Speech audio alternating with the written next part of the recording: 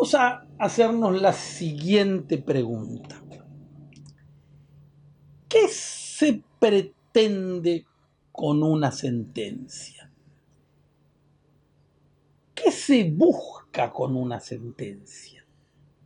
¿Qué se quiere con una sentencia?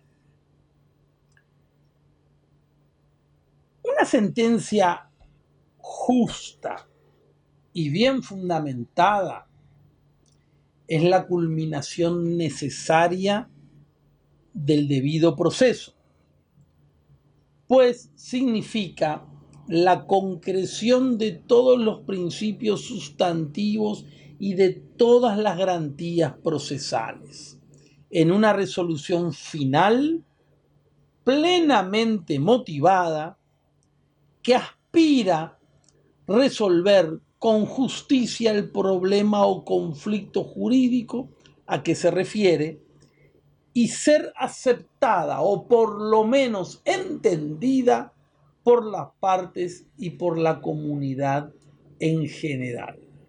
Una vez que el juez ha llegado al convencimiento respecto de una tesis determinada, le toca persuadir a las partes, a la comunidad jurídica y a la sociedad en general de los fundamentos probatorios que avalan la versión de lo sucedido. Si bien el objetivo deseable, el máximo objetivo deseable de toda sentencia es resolver con plena justicia en base a la prueba existente, también debe buscar que todos entiendan la corrección lógico-formal y las razones del fallo emitido. Se quiere, se pretende, se busca que la sentencia se justifique racionalmente ante las partes y ante todo aquel que la escucha o la lea. Es decir, que sea comprensible y explicable a partir de su propia estructura lógico-formal y de sus fundamentos de hecho y derecho, lo que finalmente significa una adecuada y suficiente motivación de la sentencia, tal como lo exige las reglas del debido proceso y lo establece nuestra Constitución Nacional y los estándares mínimos de derechos fundamentales reconocidos por la mayoría de las declaraciones de derechos humanos y pactos internacionales. Toda decisión judicial debe cumplir dos niveles mínimos de fundamentación o justificación. Y ahí es donde vamos a hablar de la justificación interna y de la justificación externa. Uno, denominado justificación interna, que trata de ver si la decisión del juez es lógica, es decir, si corresponde lógicamente con las premisas que se proponen como su sustento. Otra, de un segundo nivel denominado justificación externa, que tiene que ver con la corrección o fundamentación racional del contenido de las premisas usadas en la justificación interna. En otras palabras, toda sentencia debe tener un nivel lógico formal de validez, de razonamiento deductivo, un nivel argumentativo respecto a los hechos y pruebas que corresponden a la controversia, en función a las normas, conceptos e instituciones con los cuales se interpretan y se califican jurídicamente tales hechos y pruebas. Muy bien, vamos a hacer referencia ahora al contexto de descubrimiento y al contexto de justificación.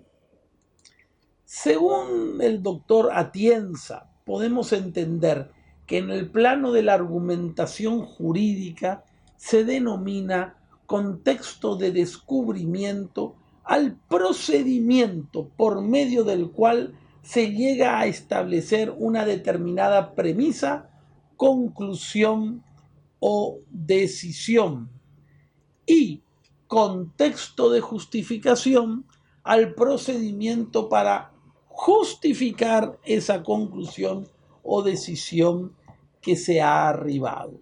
Es obvio que el contexto de descubrimiento no puede derivar de intereses personales, prejuicios y o tendencias del juez, pues que para ser conforme a derecho y al debido proceso, el contexto de descubrimiento de la decisión del juez solo puede partir de lo que se desprende objetivamente de la prueba actuada y nunca de personales puntos de vista o preferencias. En síntesis, la sentencia no puede ser arbitraria. Cuando el juez, de manera antojadiza, de manera caprichosa, de manera subjetiva, procede a determinar la premisa, o sea, su conclusión, estamos frente a un acto de arbitrariedad. Y el acto de arbitrariedad debe ser excluido del sistema normativo jurídico positivo vigente. Resulta innegable que el juez, como ser humano, ser individual y social, tiene toda una concepción personal de la vida, una ideología, una cosmovisión e incluso simpatías o afinidades culturales y humanas.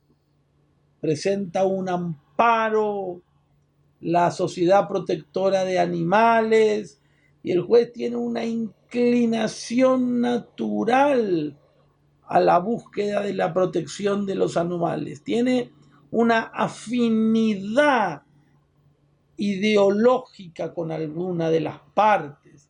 Se discute el derecho de propiedad y el juez tiene una inclinación subjetiva al reconocimiento o no de la vigencia de la propiedad individual. Pero con relación a ello, una de las fortalezas que la sociedad le exige al magistrado para poder confiarle la potestad y al mismo tiempo el servicio de hacer justicia, es precisamente el de que pueda ser imparcial y capaz de resolver única y exclusivamente en función a lo que le ha sido probado o se ha desvirtuado en el proceso conforme a la ley y a los principios del derecho aplicables para el caso. Por consiguiente, su decisión no puede ser influida, ni prejuiciada, ni predeterminada por ningún otro factor o elemento de juicio que provengan de las pruebas y el análisis probatorios. Es decir, esa natural inclinación ideológica de la que estábamos hablando, ese apego emotivo hacia cierta protección, debe prescindirse en ese momento, porque el juez debe obrar con objetividad, valorando las pruebas y fallando aún en contra de esa tendencia ideológica. Es decir, o en todo caso, el juez tiene compromisos. Los únicos compromisos que tiene el juez son con la justicia y con la persona humana, en el contexto de una sociedad que, como la nuestra, se orienta por los perfiles del Estado social y democrático de derecho. En consecuencia, su decisión al resolver un litigio jamás puede ser arbitraria, sino que estará determinada por hechos probados o no probados. Su fallo se ajustará a lo verificado o no verificado en juicio, conforme el debido proceso.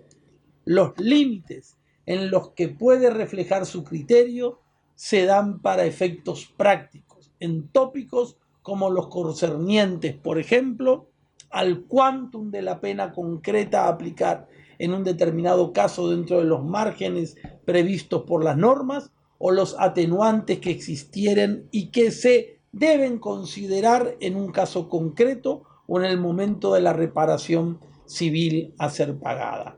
Pero aún así, su decisión debe estar enmarcada no por lo que él desearía particularmente que fuera, sino por lo que sirva mejor al interés de la sociedad y de la persona humana en relación a los fines de prevención general y especial del derecho. Es por tal razón que el contexto de descubrimiento de la decisión del juez en realidad solo puede darse nutriéndose y desarrollándose con los elementos del contexto de justificación de su fallo. Y la justificación de toda sentencia, como ya hemos dicho, tiene dos niveles que son conocidos: justificación interna, justificación externa, que procederemos a dar a continuación.